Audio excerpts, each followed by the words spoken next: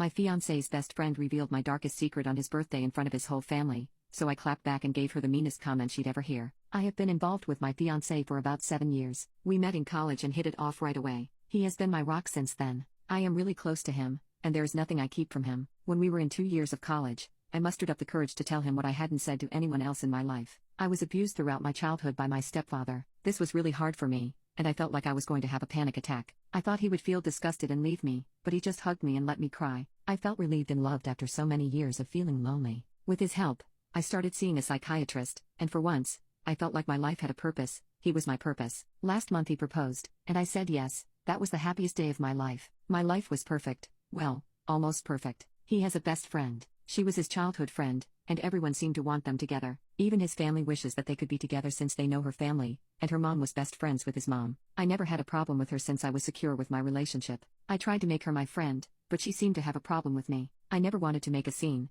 so I just started avoiding her existence. Still, she always found a way to make backhanded comments about me and my body, making me look like I am some kind of PR-stitute, which really hurt me since I had been suffering from body issues. My fiancé always makes her stop, and he has cut contact before, but she begged him to forgive her, and she apologized to me, so he forgave her, giving her a second chance. She stopped for a while, but she would always give me a bad look when he isn't around. Well, Monday was his 25th birthday. It was going to be hosted at his family's house, and I was excited not only because we were going to announce our engagement but to give him my birthday gift, which was a watch that he had seen for a long time. I worked long hours to afford the watch, and under the watch inside the box there was a sonogram of our 2-month child with "Happy Birthday Daddy" was written on it. This was my way of telling him I was pregnant. Everyone was there to celebrate his birthday. Before he blew out the candles on the cake, he stood up, and I stood beside him, facing his family and our friends, and announced that we were engaged. Everyone was happy except his girlfriend, who seemed visibly upset. She kept quiet for a while and had a little too much booze to drink. His father stood up, gave a toast about how proud he was of his son, and sat down. The girl's best friend stood up after him,